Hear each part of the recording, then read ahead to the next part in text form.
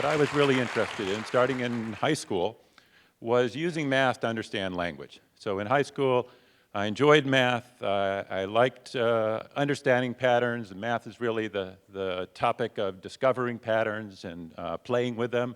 And you can do that with numbers. You can do that with the shapes. And then in high school, I took a linguistics class and learned that you could do it with language as well. And I thought that was fascinating. And so I started out on a path of trying to advance that, and then started running into problems. One type of language understanding is to be able to answer questions.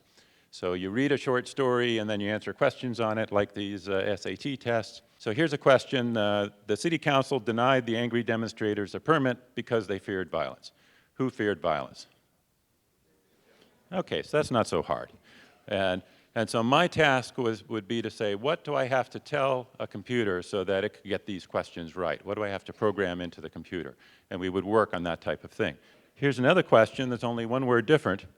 The city council denied the angry demonstrators a permit because they advocated violence. Who advocated violence? So it's different, and just one word makes that difference. And now you start to think, well, what is it that I have to tell the computer in order for it to get those two questions right? And the first part, actually, which when I first learned about linguistics, I thought this was going to be most of it, turned out to be the easiest part, and that's the sentence structure. Well, we actually have pretty good technology to do that, so we can get that right. But you don't answer the questions just by doing that part, just by drawing the tree. You also have to know what the words mean, how the phrases go together and what they mean, and then we start finding out that there is no boundary between language and the rest of the world. In order to answer those two questions right, you have to know what the goals of councils and demonstrators are and how permits and demonstrations work. So you're not just talking about nouns and verbs, you're talking about what happens in the world. And I and thousands of other people in the field spent many years, for me it was about 15 years, trying to write down everything that you had to know about, well, what is it that council members do, and what do they fear, and what do they advocate, and can we write that in a form that the computer can understand? And I kept on doing that, and yes, I could get those two questions right. It would take a day or two of work in order to program the computer to get one of those questions right. But I didn't want to just get two questions right. I wanted to be able to get millions of questions right.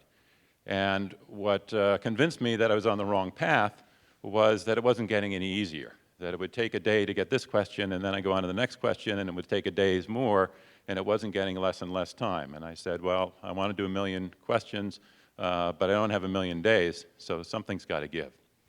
And then in the mid-'80s, the field started to shift, and I think other people besides myself realized that this wasn't getting somewhere, and we needed a brand new technology, a new type of math, a new type of understanding, a new approach to understanding language.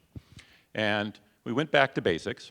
And so we said, rather than trying to invent complicated mathematics and write down formulas in that mathematics, let's just try to go out and observe the world and count up how many times different phenomena occur, and let that collection of counts, of observations of the world, guide the whole process. Now I want to shift from the task of question answering to the task of translation, of how do I take a sentence in German and translate it into English. And some of you may have tried to do this on Google when you're trying to do your German or your Spanish homework.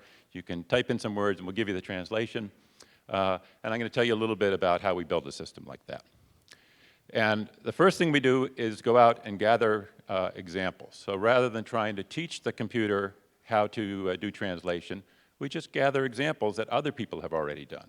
And I did this, I was in my hotel room in Berlin, and they had a little brochure, and on one side is the German, and another side is the English. So if I collected that brochure, now I could do a limited amount of translation. If you gave me exactly that sentence in the box on the left, I could look in my brochure and say, aha, I noticed that box, now I notice the box on the right, now I can do the translation just by looking it up and answering it back. Now, if I could collect an infinite number of examples, then I'd be done, because I'd have every single one and I could just look it up. But of course, I don't have an infinite number, and it's very rare that somebody's going to ask me exactly this sentence about the local voltage. So instead, I want to be able to use these examples to answer other sentences that I haven't seen before. And what I want to be able to do is break these sentences up into phrases and figure out the translation for each phrase, and then combine those phrases together. So we take each example and we say, I know that this box is a translation of the other box. Now I want to say which parts of that box is a translation of what other box. So what I do is go and gather more and more examples. And now I get another pair of boxes that I've got from another brochure, or in our case, we download them off the web. And I start noticing that lots of times when Kunst shows up in the German sentence, the word art shows up in the English sentence. And I just start counting those. And then, like a jigsaw puzzle, if I know that Kunst most probably corresponds to art, I can cross those off the list, and now I can look at the other words and look for examples of them. And eventually I come up with an alignment that says, here's the individual words and phrases, and here's what they correspond to. Now I have one mathematical equation and a bunch of counts. And I won't go into the details, but what this equation says, that if I want to find the best English translation of some foreign phrase, I just find the way to break it up into small pieces such that the product of the counts of the number of times that one piece corresponded to another piece times the number of times that we've seen that count in English altogether, maximize that product, and that will be the best translation. Now, it seems like a crazy idea that how could just counting come up with the right answer, but it turns out that it works incredibly well.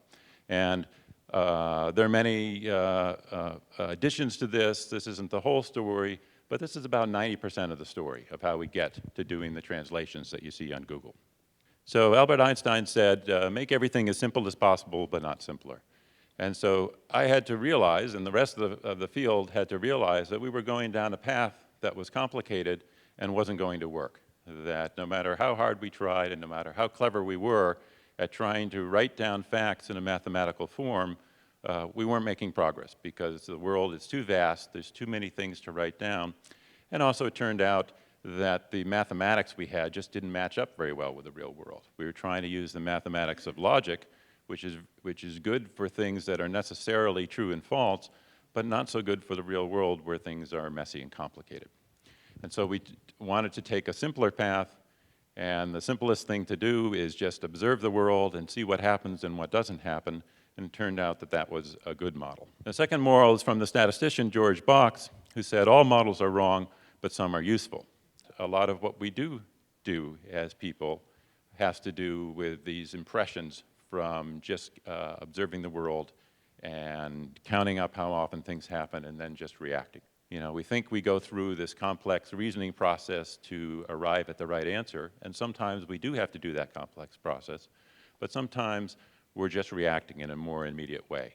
And doing these counts, doing this probabilistic reasoning captures that part of reasoning, which turns out to be a very important part of what we do, even though it doesn't capture everything. And finally, the character Blanche Dubois said, I've always depended on the kindness of strangers.